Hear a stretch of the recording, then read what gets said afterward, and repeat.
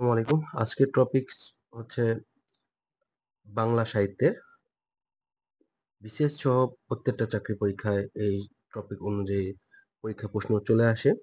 তবে আজকের মূলত স্পেশাল হচ্ছে বাংলা লিটারেচারে যে প্রথম বাঙালি জাতির উদ্ভব, বাংলা ভাষার উদ্ভব, বাংলা সাহিত্যের যুগ বিভাগ, প্রাচীন যুগের সাহিত্য চর্যাপদ, এগুলো সব বিষয় নিয়ে আলোচনা করা হবে।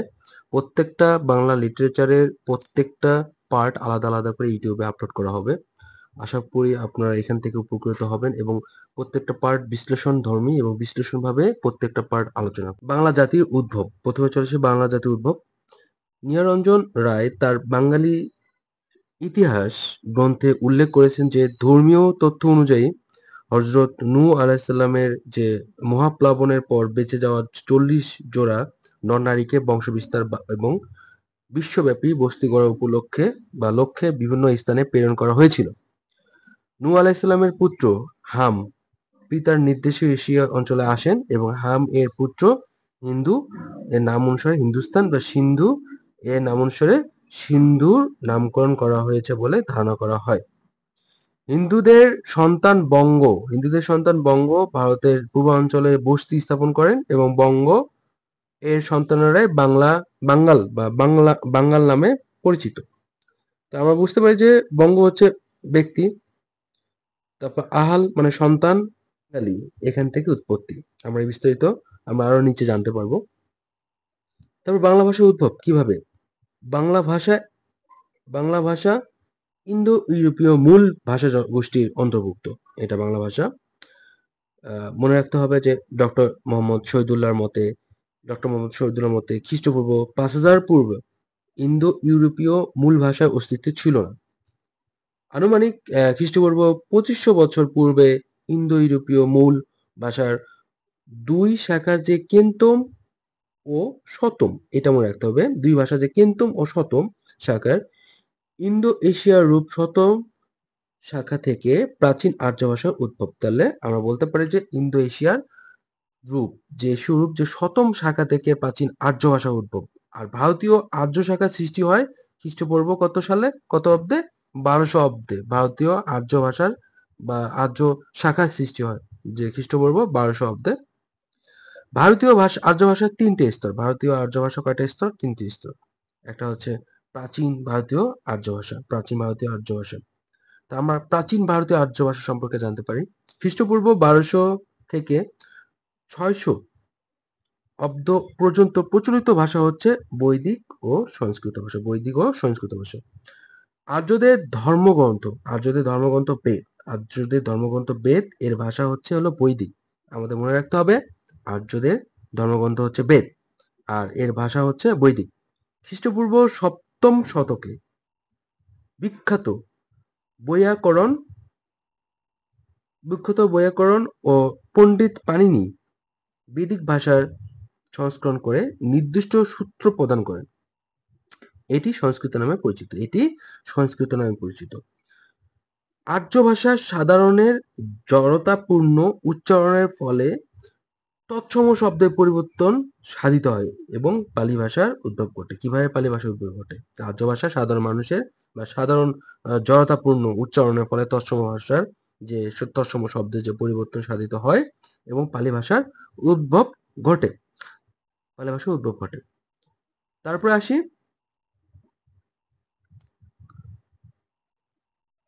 মধ্য ভারতীয় আর্য ভাষা। খ্রিস্টপূর্ব ৬০০ অব্দ থেকে ১,০০০ খ্রিস্টাব্দ পর্যন্ত যে ভারতীয় আর্য ভাষার স্তরগুলো রয়েছে, একটা পালি, একটা প্রকৃতি, একটা কি অপ্রভ্রংশ। একটা পালি, একটা প্রকৃত, আর একটা কি প্রাকৃত, আর একটা কি অপ্রভ্রংশ। প্রাকৃত ভাষা অঞ্চলে ভেদাভেদ বিভক্ত করছে, যে প্রাকৃত ভাষা অঞ্চল ভেদে বিভক্ত হয়েছে। প্রাকৃত ভাষা একটা কি, একটা হলো মাগধী, একটা হলো মহারাষ্ট্রী, আর একটা কি অর্ধ মাগধী ও সৌরসেনী। তাহলে প্রাকৃত ভাষা অঞ্চল ভেদে বিভক্ত হয়েছে, অঞ্চল ভেদে। একটা হচ্ছে মাগধী, আর একটা হচ্ছে মহারাষ্ট্রী, আর একটা হচ্ছে অর্ধ মাগধী ও সৌরসেনী। আমরা বলতে পারি যে নব্য ভারতীয় আর্য ভাষা এরপরে যে নব্য ভারতীয় আর্য ভাষা। খ্রিস্টীয় দশম শতক থেকে আধুনিক কাল, দশম থেকে চতুর্থ শতক পর্যন্ত বাংলা ভাষার যে আদি স্তরের স্থিতিকাল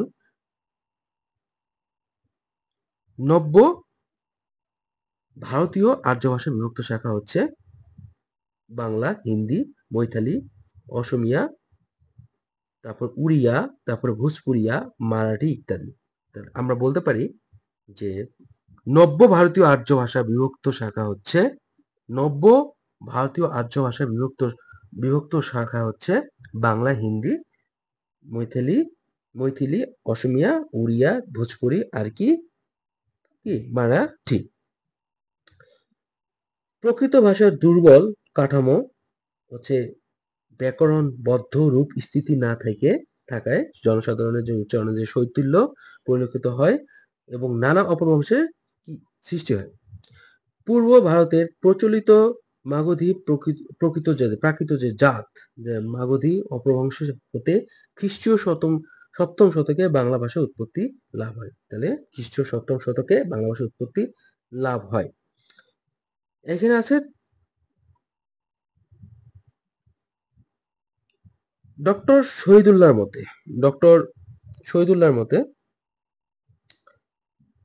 যে বাংলা ভাষা উৎপত্তি হলো খ্রিস্টীয় সপ্তম শতকে। ডক্টর শহীদুল্লাহর মতে যে বাংলা ভাষা উৎপত্তি খ্রিস্টীয় সপ্তম শতকের মধ্যে। আর ডক্টর সুনীত কুমারের মধ্যে মানে ডক্টর সুনীত কুমার চট্টোপাধ্যায়ের মতে বাংলা ভাষার উৎপত্তি হচ্ছে দশম শতকে। তা আমাদের মনে রাখতে হবে যে ডক্টর শহীদুল্লাহর মতে হচ্ছে বাংলা ভাষার উৎপত্তি সপ্তম শতকে, সুনীত কুমার চট্টোপাধ্যায় বাংলা ভাষার উৎপত্তি দশম শতকে। আর স্যার জর্জ গিয়ারসন এবং ডক্টর সুনীত কুমারের মতে মাগধী প্রকৃত বিকৃত রূপ হচ্ছে মাগধী অপভ্রংশ থেকে বাংলা ভাষার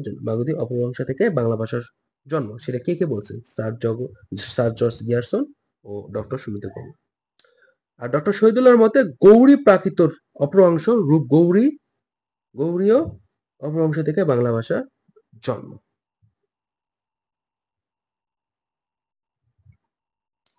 এবার আসি বাংলা সাহিত্যের ইতিহাস এবং যে বিষয়ক গ্রন্থগুলি, বাংলা সাহিত্যের ইতিহাস বিষয়ক যে গ্রন্থগুলি। ১ নম্বরে আছে বাংলা সাহিত্য রূপরেখা।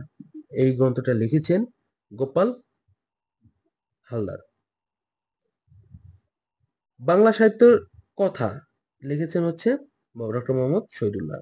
বাংলা সাহিত্যের পুরা বৃত্ত লিখেছেন ওয়াকিল সুকুমার সেন। ৫ নম্বর আছে বাংলা সাহিত্যের ইতিহাস। রচয়িতা হচ্ছে কাজী দীন মোহাম্মদ। বাংলা সাহিত্যের ইতিবৃত্ত অশ্বতী কুমার বন্দ্যোপাধ্যায়। বাংলা সাহিত্যের ইতিবৃত্ত লিখেছেন মোহাম্মদ আব্দুল হাই ও সৈয়দ আলী হাসান, দুজন। লোক সাহিত্য লিখেছেন আশরাফ সিদ্দিকী। বাঙালি ও বাংলা সাহিত্য লিখেছেন আহমেদ শরীফ। বঙ্গভাষা ও সাহিত্য লিখেছেন দীনেশ চন্দ্র সেন। সাহিত্য সমীক্ষা লিখেছেন সুনীল কুমার মুখোপাধ্যায়। ছন্দ সমীক্ষণ লিখেছেন আব্দুল কাদির। ধ্বনিবিজ্ঞান ও ধ্বনিতত্ত্ব, বাংলা ধ্বনিতত্ত্ব লিখেছেন মোহাম্মদ আব্দুল হাই। কবিতার কথা লিখেছেন সৈয়দ আলী আহসান। বাঙালির ইতিহাস রচয়িতা নিহারঞ্জন রায়। আরাকান রাজসভার বাংলা ডক্টর মোহাম্মদ ইনামুল হক।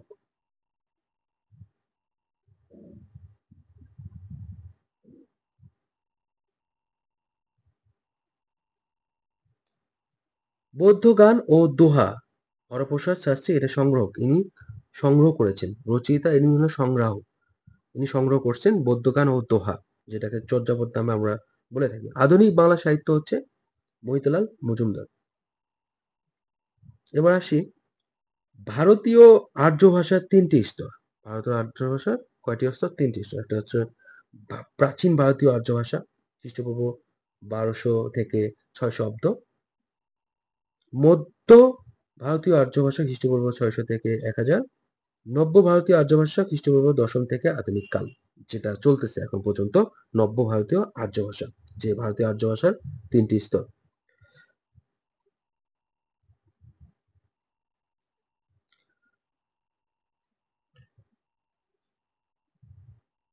বাংলা ভাষার উৎপত্তি ও জন্মের উৎস বিষয়ক মতামত, যে মতবাদগুলো দেয় বাংলা ভাষার উৎপত্তি ও জন্মের উৎস বিষয়ক, সেগুলো আমরা জানবো।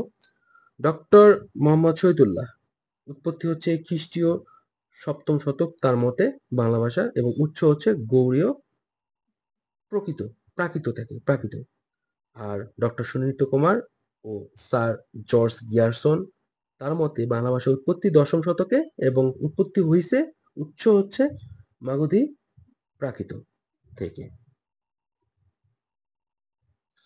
এখন আমরা এখান থেকে আমরা এই এতগুলা যে বিস্তারিত আমরা পড়লাম, এখান থেকে আমরা যে বিভিন্ন পরীক্ষায় আমরা যে প্রতিযোগিতামূলক পরীক্ষায় প্রশ্ন আসে, সেগুলো প্রশ্ন আমরা সলভ করব এবং চর্চা করব। প্রথম প্রশ্ন হচ্ছে, বাংলা ভাষা কোন ভাষার গোষ্ঠীর অন্তর্ভুক্ত? ইন্দো ইউরোপীয় ভাষা গোষ্ঠী। ভারতীয় আর্য ভাষার কয়টি স্তর? ভারতীয় আর্য ভাষার স্তর হচ্ছে 3টা। ডক্টর মোহাম্মদ শহীদুল্লাহর মতে বাংলা ভাষার উৎপত্তি কত শতকে? 7ম শতকে। বাংলা ভাষা ও বাংলা ভাষা কোন জনগোষ্ঠীর অন্তর্ভুক্ত? ইউরোপ ইন্দো ইউরোপীয়। ডক্টর মোহাম্মদ শহীদুল্লাহর মতে ইন্দো ইউরোপীয় মূল ভাষা অস্তিত্ব ছিল কখন? সেটা খ্রিস্টপূর্ব 5000 পূর্বে। প্রাচীন ভারতীয় যে আর্য ভাষা সময়সীমা কত? আর্য ভাষার সময়সীমা হচ্ছে খ্রিস্টপূর্ব 1200 থেকে খ্রিস্টপূর্ব 600 অব্দ। নব্য ভারতীয় আর্য ভাষার সময়সীমা খ্রিস্টীয় 10ম শতক থেকে। নব্য ভারতীয় আর্য ভাষার সময়সীমা হচ্ছে খ্রিস্টীয় 10ম শতক থেকে। বাংলা ভাষার আদি স্তরের স্থিতিকাল কত? 10ম থেকে চতুর্দশ শতক। কখন মাগধী অপভ্রংশ হতে বাংলা ভাষা উৎপত্তি লাভ করে? খ্রিস্টীয় 7ম শতকে। ডক্টর মোহাম্মদ শহীদুল্লাহর মতে বাংলা ভাষার উৎপত্তি কবে? খ্রিস্টীয় 7ম শতকে। আর ডক্টর সুনীতি কুমার চট্টোপাধ্যায়ের মতে বাংলা ভাষার উৎপত্তি কবে? 10ম শতকে।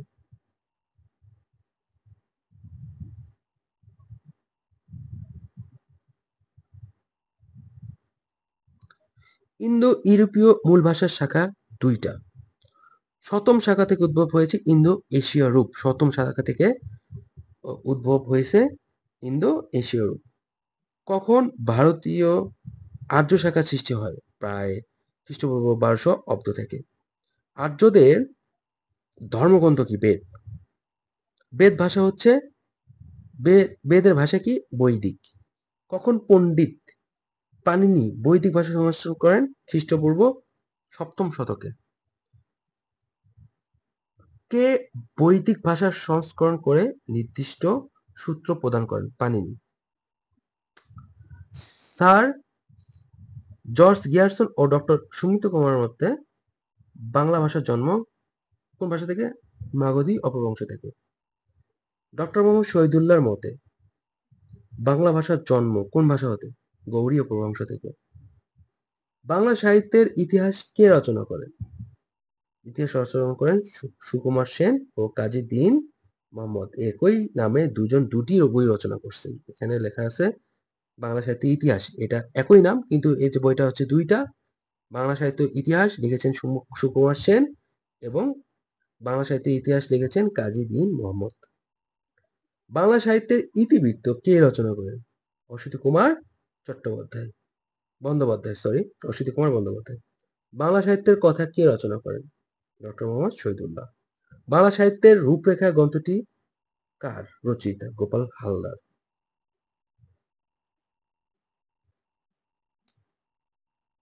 আর্য গোষ্ঠী ভারতবর্ষে প্রবেশ করে কবে? খ্রিস্টপূর্ব 1500 অব্দে। আর্যরা বাংলা প্রবেশের সময় কবে? খ্রিস্টপূর্ব 1ম শতকে। লোকসাহিত্য গ্রন্থটি কে রচনা করেন? আশরাফ সিদ্দিকী। বাংলা ভাষা ও সাহিত্য গ্রন্থটি রচনা করেন দীনেশচন্দ্র সেন।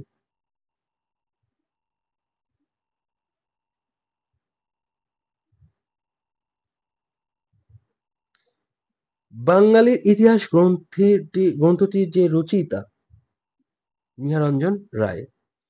ধ্বনি বিজ্ঞান ও বাংলা ধ্বনিতত্ত্ব কে রচনা করেন? মোহাম্মদ আব্দুল হাই। আধুনিক বাংলা সাহিত্য গ্রন্থটি কে রচনা করেন? মহিতলাল মজুমদার। বাংলা ভাষার উৎপত্তি কোন শতাব্দীতে? 7ম শতকে।